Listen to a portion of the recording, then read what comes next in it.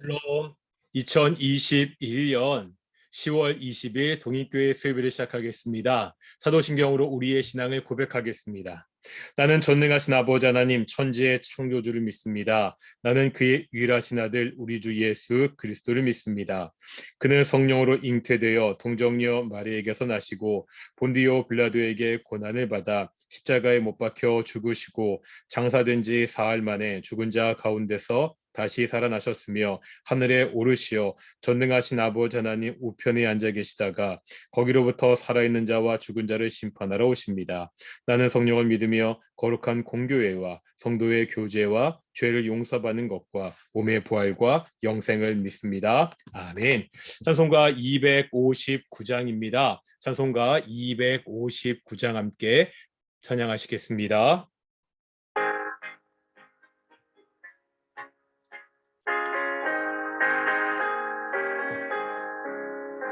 예수 십자가에 흘린 피로써 그대는 씻기어 있는가?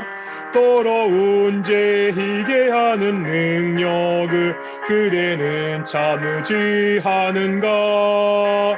예수의 보혈로 그대는 씻기어 있는가? 마음속에 여러 가지 죄악이 깨끗이 씻기어 있는가?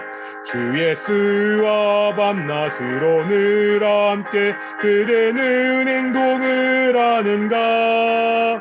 아무 때나 어디서나 그대는 십자가 붙들고 있는가?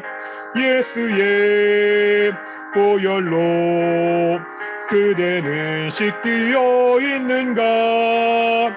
마음속에 여러 가지 죄악이 깨끗이 씻기어 있는가? 주님 예수 다시 올 때 그대는 영접할 예복이 있는가? 그대 몸은 거룩한 곳 천국에 들어갈 준비가 됐는가? 예수의 보혈로 그대는 씻기어 있는가? 마음속에 여러 가지 죄악이 깨끗이 씻기어 있는가?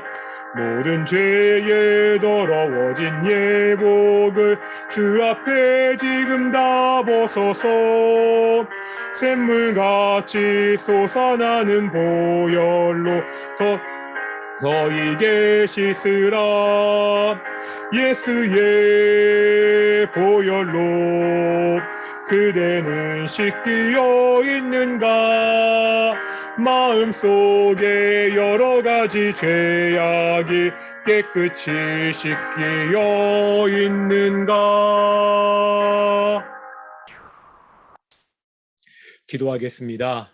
거룩하고 존귀하신 아버지 하나님 감사드립니다. 오늘도 우리가 하나님의 말씀을 배웁니다.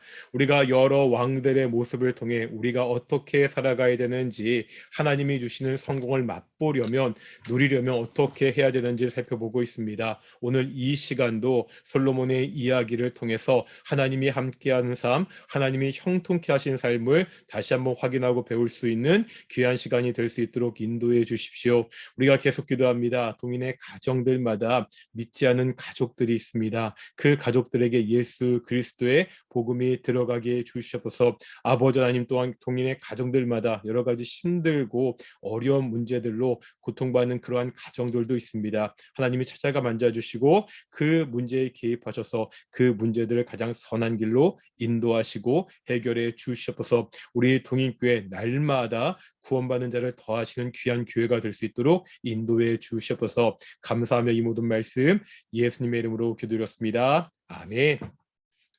샬롬, 반갑습니다. 우리가 오늘도 하나님의 말씀을 배울 텐데요. 우리가 그동안 계속해서 열왕들의 이야기 중에서 통일 왕국 시대 세 명의 왕에 대해서 배우고 있습니다. 첫 번째 왕이 사울 왕이었고요. 두 번째 왕이 다윗 왕이었고, 이제 드디어 오늘부터 그 열왕기상 1장부터 시작해서 열왕기상 말씀을 통해서 통일왕국 시대의 마지막 왕인 그 솔로몬 왕에 대해서 우리가 함께 보도록 하겠습니다. 솔로몬도 굉장히 유명한 왕인데 우리가 그 잘 아는 내용들이지만 한번 하나님의 말씀을 직접 확인하면서 이 솔로몬 왕의 이야기가 오늘날 우리에게 어떠한 의미가 있는지를 차근차근 보도록 하겠습니다. 우리 먼저 열왕기상 1장을 보실 텐데, 열왕기상 1장 1절에 보면 다윗 왕이 나이가 많아 늙으니, 이제 그 용맹했던, 그 정말 군사적으로 엄청난 성공을 거두었던 그 다윗도 나이가 많아 늙었다고 그렇게 이야기하고 있습니다. 그런데 문제가 뭐냐면 1장 5절부터 1장 내용 쭉 보면은 제목이 그거잖아요. 왕이 계승을 위한 갈등이 또 생기기 시작합니다. 1장 5절에 보면 핫깃의 아들 아도니아가 또 반란을 일으켜서 자기가 왕이 되려는 그러한 모습을 보게 됩니다. 다윗은 말년에 늙어서 이제 죽을 날이 얼마 남지 않았는데 또다시 자신의 아들이 자신에게 반란을 하는 그러한 것을 보게 되는 참 안타까운 상황에 처하게 됩니다. 물론 다윗 개인에게 이거 정말로 안타깝고 속상한 일이지만 우리는요, 이 모든 일이 어디에서 기원했는지 알고 있죠. 다윗의 범죄 때문이었습니다. 다윗이 바세바를 범하고 충성스러운 신하 우리아를 죽인 그 범죄 때문에 하나님은 다윗의 집에 다윗이 있을 동안 칼날이 끊이지 않겠다고 그렇게 말씀하셨고, 그 하나님의 심판의 말씀대로 다윗의 말년 마지막까지 이렇게 하나님의 심판으로 다윗이 계속해서 아들들의 문제로 고통받는 것을 우리가 보게 됩니다. 인간의 죄가 얼마나 무섭고 심각한 일이고 하나님이 죄를 얼마나 미워하시고 철저히 심판하시는지를 우리가 볼 수가 있습니다. 1장 5절에 보면 말씀드린 대로 핫깃의 아들 아도니아가 왕이 되는데, 이 왕이 되겠다고 자기가 선언을 하고 사람들을 모으는데요. 한번 1장 7절 보실까요? 1장 7절에 보면 아도니아가 수랴의 아들 요압과 제사장 아비아달과 모이아니 그들이 따르고 도우나. 그러니까 여기 보면 아비아를 따르는 사람들이 있죠. 요압, 아비아달, 이렇게 지금 아도니아를 따르고 있습니다. 반면에 1장 8절에 보면 제사장 사독과 여호야다의 아들 분야와 선지자 나단과 시므이와 레위와 다윗의 용사들은 아도니아와 같이 하지 아니하였더라. 이제 아도니아가 스스로 왕이 되었지만 아도니아를 따르지 않는 사람들이 1장 8절에 나오고 있습니다. 사독, 분하야, 나단 같은 사람들입니다. 그런데 지금요, 우리가 한 가지 좀 볼 것이 있습니다. 아도니아가 왕이 되겠다고 그렇게 선언했을 때 지금 상황이 어떠냐는 거죠. 한번 우리 1장 9절 보실까요? 1장 9절입니다. 아도니아가 에누로케 근방 소엘레 바위 곁에서 양과 소와 살찐 송아지를 잡고 왕자 곧 자기의 모든 동생과 왕의 신하는 유다 모든 사람을 다 청하였으나 선지자 나단과 분하야와 용사들과 자기 동생 솔로몬은 청하지 아니하였더라. 지금 무슨 말이죠? 지금 아도니아가 사람들을, 그러니까 잔치를 벌여서 사람들을 청하고 있는 거죠. 자기가 왕이 되겠다고 선언하고 정말 사람들 앞에서 왕이 된다는 그 심을 과시하고 있는데, 왕자, 자기의 모든 동생들, 왕의 신하된 모든 유다 사람들이 다 아도니아를 따르는 것을 볼 수가 있습니다. 그러니까 지금 대세는 누구에게 있는 거예요? 대세는 아도니아에게 있습니다. 그러니까 대세가 아도니아에게 있자 이 아도니아를 따라서 요압과 아비아 같은 사람들이 지금 아도니아를 따르고 있는 거죠. 그러니까 지금 이스라엘 백성들 중에서 그 신하들 중에서 대세를 따르는 사람들이 있었습니다. 반면 우리가 8절에 읽었던 사독과 분하야와 같은 사람들은 분명히 대세가 아도니아에게 있는 것을 알았지만 대세인 아도니아를 따르지 않습니다. 왜 그렇죠? 왕이 되는 명분은 누구에게 있었습니까? 솔로몬에게 있는 것을 알았기 때문입니다. 1장 5절에 아도니아는 스스로 높여 왕이 되었습니다. 그러니까 자기가 스스로 왕이 되었습니다. 하지만 하나님의 뜻은, 왕의 뜻은 솔로몬에게 있다는 것을 이 사람들은 알고 있었습니다. 1장 13절에 보니까 바세바가 그 다윗에게 말할 때 이런 말을 하고 있거든요. 내 아들 솔로몬이 반드시 나를 이어 왕이 되어 내 왕위에 앉으리라. 다윗의 뜻은 솔로몬에게 있었습니다. 그런데 이것이 단순히 다윗이 가지고 있던 다윗의 생각만이 아니었던 거죠. 우리가 앞에서 봤던 사무엘하를 보면은요, 사무엘하 12장 24절과 25절에 보면 이런 말씀이 있습니다. 사무엘하 12장 24절과 25절입니다.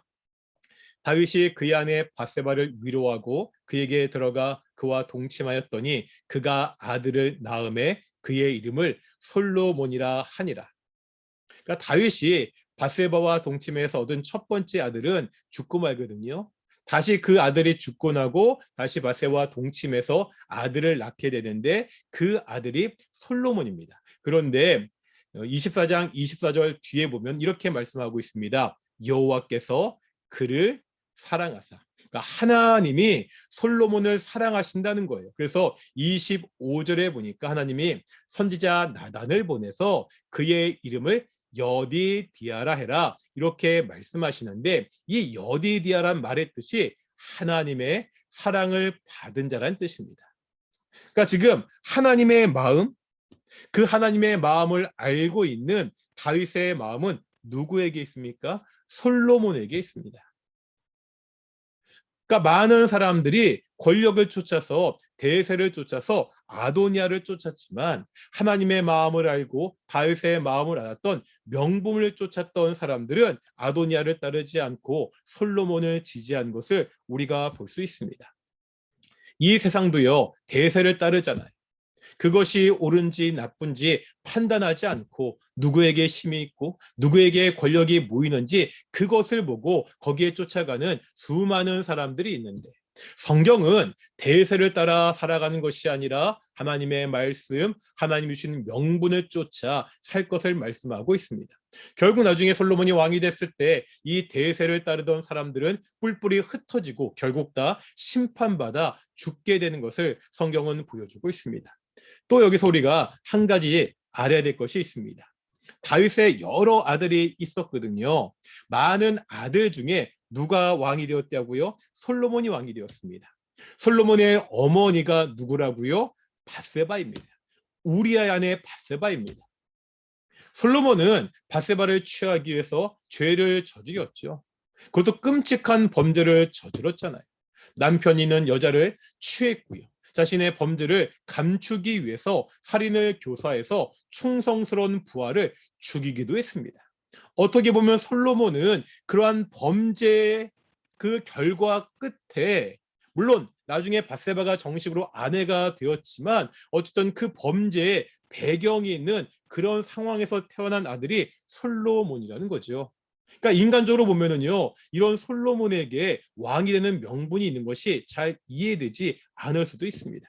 하지만 하나님에게는 아무런 문제가 없었습니다. 하나님은 그 밧세바를 통해서 태어난 그 솔로몬을 사랑하시고 그 아들을 왕으로 삼으신 것을 볼 수 있습니다. 아버지, 어머니가 어떠한 범죄를 저질렀더라도 그 아들에게 그 범죄가 영향을 미치지 않는다는 거죠. 하나님은 그 부모의 범죄도 불구하고 그 솔로몬을 사랑했다는 것을 우리가 볼 수 있습니다. 예전에 각 교회들에서 한국 교회에서 니거렌 목사님이 쓴 목적이 이끄는 삶 그런 책이 굉장히 유행한 적이 있죠. 그 책에 보면 이런 식의 구절이 있습니다. 인간의 계획 없이 태어난 아이는 있지만 하나님의 계획 없이 태어난 아이는 없다. 다시요. 인간의 계획 없이, 그러니까 부모가 계획하지 않고 아이를 낳을 수 있다는 거예요. 실수할 수도 있고요. 어떻게 보면 범죄 때문에 어쩔 수 없이 아이를 낳을 수 있다는 거예요. 하지만 그런 아이도 다 누구의 계획 아래 있다는 거예요? 하나님의 계획 아래 있다는 거예요. 하나님의 계획 없이 태어난 아이는 한 사람도 없다는 것을 성경은 분명히 우리에게 보여주고 있습니다. 비록 솔로몬이 그 부모들의 범죄가 배경이 되었지만 그 부모들의 범죄가 그 솔로몬의 인생에 아무런 영향을 미치지 못했다는 것을 우리에게 보여주고 있습니다. 하나님은 솔로몬을 사랑하셨고 결국 그 솔로몬을 하나님 나라 이스라엘의 왕으로 세우시는 것을 보게 됩니다. 어쨌든 이렇게 돼서 대세를 따르던 아도니아와 그의 사람들은 다 멸망하고 흩어지게 되고요. 다시 솔로몬이 왕이 되게 되는데 그 열왕기상 2장에 보면 마지막 다윗 왕의 죽음이 나오고 있습니다. 위대한 그 다윗 왕이 죽는데 다윗 왕은 죽기 전에 솔로몬에게 굉장히 위대한 유언을 하죠. 2장 1절에 보면 다윗이 죽을 날이 임박하게 됩니다. 2장 2절부터 다윗이 솔로몬에게 유언을 하는데 어떤 유언이죠? 내가 이제 세상 모든 사람이 가는 길로 가게 되었노니 내가 이제 죽게 되었다, 이런 이야기죠. 그러면서 이제 솔로몬한테 이야기하는데 너는 심서 대장부가 되고 be strong, 강한 사람이 되라, 대장부가 되라는 것이 솔로몬의 마지막 유언이었습니다. 그런데 참 재미난 것이 있습니다.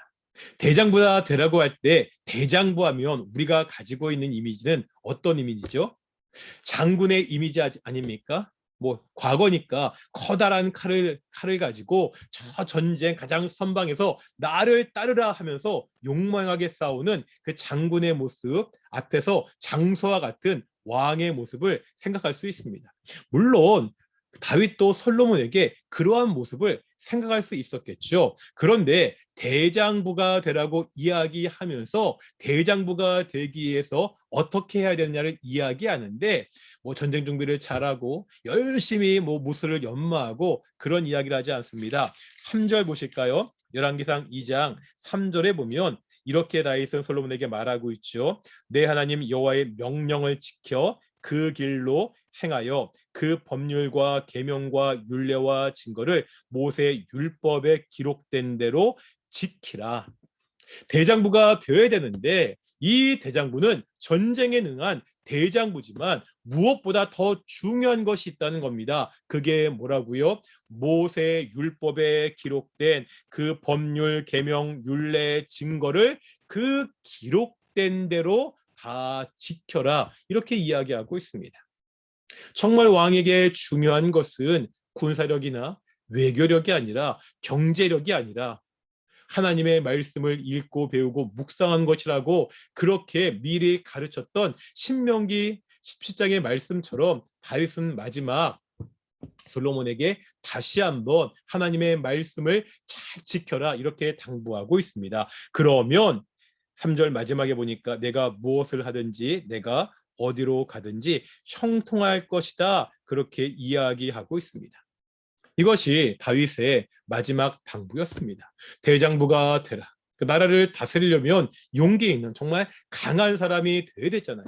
그런데 이렇게 강한 사람은 어떻게 될 수 있느냐? 하나님의 말씀을 잘 지킬 때, 말씀대로 순종할 때 하나님께서 그 길을 형통케 하신다는 것을 다윗은 마지막으로 다시 한번 솔로몬에게 이야기하고 있습니다. 사실요, 이것이 다윗이 경험했던 거잖아요. 어떻게 다윗이 그 모든 시간 동안 승리하고 그 위대한 왕이 될 수 있었습니까? 철저하게 하나님을 의지하고 하나님이 함께 하셨기 때문입니다. 전쟁 때마다 먼저 하나님께 묻고 하나님의 대답을 듣고 그 말씀대로 승리했던 다윗이 자기의 인생을 돌아보면서 이제 마지막 솔로몬에게도 내가 그렇게 살려고 노력했던 것처럼 너도 하나님의 율법의 말씀을 그 기록된 대로 지켜라, 이렇게 마지막으로 유언하면서 자신의 아들에게 가장 귀중한 교훈을 남기는 것을 우리가 볼 수가 있습니다. 그러면서 이제는 2장 13절부터 보면 3장까지 보면 그 솔로몬의 왕권이 확립되는 이야기가 나오고 있습니다. 그래서 2장의 그 후반부에 보면 솔로몬의 정적들, 우리 앞에서 그 아도니아에게 줄을 섰던 아도니아도 있었고요. 아비아달이나 요압이나 그런 사람들이 다 제거되고, 이제 3장에 보면 우리가 잘 아는 그 솔로몬의 일천번제 이야기가 나오는 것을 볼 수가 있습니다. 제가 지난 주일날 그 잠깐 이 일천번제 이야기를 말씀드렸죠. 이 이야기는 우리가 어려서부터 많이 들었고, 사실 뭐 길지도 않는 간단한 내용이지만, 우리가 그 일천번제를 단순하게 뭐 제사를 드려서 소원을 풀었다, 그런 차원이 아니라 그 주변의 상황들 찬찬히 살펴보면서 이 솔로몬이 하나님께 지혜를 구한 것이 얼마나 정말 그것이 지혜로운 일이었다는 것을 한번 볼 필요가 있는데요. 아까 말씀드렸죠. 2장에 보면 솔로몬의 정적들을 제거하는 이야기가 나오는데, 이것이 왜 필요한 거죠? 지금 솔로몬이 왕이 될 때 쉽게 왕이 되지 않았습니다. 아도니아가 반란을 일으켰잖아요. 그러니까 지금 여러 가지로 불안정하고 어려운 상황 속에서 솔로몬이 왕이 되었거든요. 이제 2장부터는 그 어려운 상황들이 하나씩 하나씩 풀리고 있는 것을 볼 수가 있습니다. 먼저 2장 13절부터요. 25절에 보면 그 솔로몬의 형 반란을 일으켰던 아도니아를 처결하는 장면이 나옵니다. 그러니까 왕위 계승의 가장 큰 방해자였잖아요. 그리고요, 아도니아가 이 반란에 실패하고 목숨을 건졌는데도 불구하고 여전히 왕위를 노리고 있었다는 것을 볼 수가 있었거든요. 그 아도니아를, 그 문제의 싹을 처결하게 됩니다. 그리고 2장 26절과 27절에 보면은요, 아도니아를 도왔던 제사장이 있죠. 그 제사장 아비아다를 다 고향으로 쫓아내게 됩니다. 그래서 한 명씩 한 명씩 자신의 왕권에 도전했던, 그러니까 불안정한 그 왕권에 도전했던 사람들을 제거하면서 솔로몬의 왕권이 굉장히 점차 굳건해지는 것을 볼 수가 있습니다. 그래서 2장 46절에 보면 이 모든 일들이 다 끝나고 마지막에 이렇게 이야기하고 있죠. 이에 나라가 솔로몬의 손에 경고하여 지니라. 이제 나라 내부의 적들이 다 제거가 되고 솔로몬의 왕권이 견고하게 확립되었다고 2장 마지막에 그렇게 이야기하고 있습니다. 내부 문제는 정리가 되었잖아요. 그럼 남은 게 뭐예요? 외부의 적이 남아 있습니다. 이스라엘 주변에는 많은 나라들이 있습니다. 물론 다윗 왕 때 다윗이 위대한 왕이었기 때문에 그 나라들을 다 정복했지만, 지금 왕이 바뀌는 시기잖아요. 아마 외부에 있던 다른 나라들도 이 시기에 다시 한번 호시탐탐 이스라엘을 공격하고 침입할 준비를 하고 있었을 겁니다. 이제 이런 나라들과의 문제를 잘 해결해야 되는데요. 3장 1절 보실까요? 3장 1절에 보면 솔로몬의 결혼의 이야기가 나오는데, 누구랑 결혼하고 있죠? 애굽 왕 바로의 딸과 결혼하고 있습니다. 그러니까 외교를 안정시키기 위해서 소위 말하는 정략 결혼을 했습니다. 사실 보면은요, 그때 애굽은요 가장 강대한 나라였습니다. 이렇게 큰 나라가 자기 나라의 공주를 다른 나라 왕의 아내로 주는 경우는 굉장히 이례적인 일이었습니다. 다윗왕을 거쳐 솔로몬 때 이 이스라엘이 안정되고 꽤 강한 나라가 되었다는 것을 보여주게 되는데, 그런 상황에서 또 이런 결혼 동맥을 통해서 솔로몬은 애굽이라는 가장 강력한 우방을 얻게 됩니다. 주변에 어떠한 나라도 함부로 할 수 없는 가장 든든한 우방이 생겼잖아요.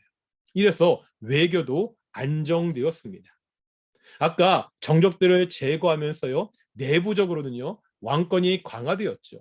이제 외적으로는 결혼 동맹을 통해서 든든한 우군을 얻었습니다. 지금 열왕기상 3장 솔로몬이 일천 번제를 드릴 때 솔로몬의 상황이 이렇다는 거예요. 모든 것이 좋고 모든 것이 안정된 시기입니다. 이럴 때 솔로몬은 뭐를 합니까? 자신의 힘을 과시하고 자신의 능력을 믿고 막 우쭐댑니까? 그렇지 않다는 거죠. 바로 이럴 때 솔로몬은 기본에 가서 하나님께 제사를 드리고 있습니다. 자신의 약함을 인정하고 하나님의 도우심을 구하고자 자신이 가장 좋을 때, 가장 안정되고 그럴 때 자만하지 않고 하나님께 가서 제사를 드리고 있습니다. 얼마나 규모의 제사요? 1,000번째. 주일에 말씀드렸죠. 이 1,000번째가 뭐 천일 동안 지속된 제사는 아니었을 겁니다. 왕이요, 그 나라를 돌보지 않고 천일 동안 계속 다른 곳에 가서 제사만 드릴 수는 없죠. 아마도 이것은 1,000마리의 그 제물을 하나님께 드렸을 것이라고 그렇게 사람 학자들이 이야기합니다. 하지만 말이 1,000마리지 1,000마리도 엄청난 양이잖아요. 이 1,000마리의 제물을 드리기 위해서는요, 제사장들도요 많이 동원됐을 거고요, 시간도 굉장히 많이 걸렸을 겁니다. 하지만 솔로몬은 가장 안정되고 가장 평안할 때 더욱더 간절한 마음으로 하나님을 찾고 있습니다. 이 솔로몬의 간절한 마음을 보여주는 것이 바로 일천번제라는 거죠. 이 솔로몬의 모습에 하나님이 응답하시죠. 어떻게 응답하시죠? 네가 원하는 것을 이야기해라. 제가 말씀드렸듯이 엄청난 일이죠. 하나님이 직접 나타나셔서 네 소원을 말해봐. 이게 꿈도 아니고 현실이잖아요. 인생에 다시 올 수 없는 엄청난 기회잖아요. 하지만 이것은 기회이자 동시에 위기라고 제가 말씀드렸습니다. 시험이죠. 왜 그렇습니까? 생각해 보겠습니다. 만약에 하나님이 정말 내 앞에 나타나서 가장 원하는 소원을 말해보라고 그렇게 질문하신다면, 말씀하신다면 우리는 뭐라 대답하겠습니까? 우리의 소원은 뭐죠?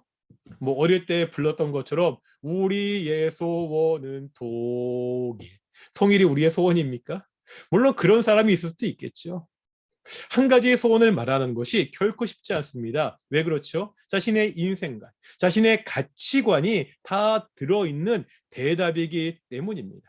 그러기에 지금 솔로몬이 하나님 앞에서 이 소원을 대답하는 것은 인생의 엄청난 기회이기도 하지만 시험이기도 합니다. 내 인생에서 가장 중요한 것이 무엇인지를 하나님께 보여야 되기 때문입니다. 솔로몬은 왕이잖아요. 나라를 다스려야 되잖아요. 강력한 왕권을 구해야 됩니까? 강력한 군사력을 구해야 됩니까? 엄청나게 많은 그 경제적인 부를 구해야 됩니까? 그 솔로몬이라는 이름이요, 그 솔로몬이라는 이름이 그 샬롬에서 나왔습니다. 그러니까 평화의 왕이거든요. 솔로몬은 지금 이 소원을 통해서 자신이 정말 피스메이커, 평화를 만드는 사람이라는 것을 증명해야 되는 겁니다. 백성들에게 평화를 주는 왕이라는 것을 증명해야 됩니다. 이럴 때 솔로몬이 뭐라 대답하죠? 우리 3장 9절에 보면 뭐라 대답한다고요? 듣는 마음을 종에게 주사 주의 백성을 재판하여 선악을 분별하게 하옵소서. 솔로몬이 구한 것은 듣는 마음이었습니다. 전에 보던 개역개정 성경이나 표준 세번역에서는 이것을 지혜로운 마음으로 번역했죠. 11절에 봐도 하나님은 솔로몬이 구한 것을 송사를 듣고 분별하는 지혜라고 말씀하고 있습니다. 하나님께서 소원을 말해봐 이렇게 말씀하시자 솔로몬이 구한 게 뭐라고요? 지혜를 구했습니다. 그런데 이 지혜는 어떤 지혜입니까? 하나님 백성들을 재판하고 선악을 분별하는 지혜를 하나님께 달라고 구했습니다. 중요한 것은요, 이 지혜는 어떻게 가능하죠? 어떻게 우리가 이런 지혜를 가질 수 있습니까? 솔로몬은 듣는 마음을 달라고 했습니다. 왜 그렇죠?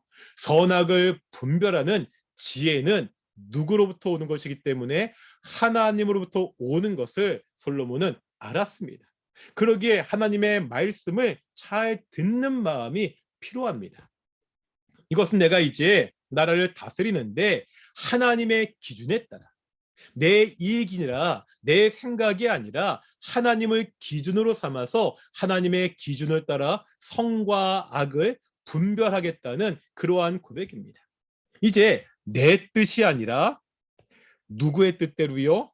하나님의 뜻대로 나라를 통치하겠다는 고백이기도 합니다.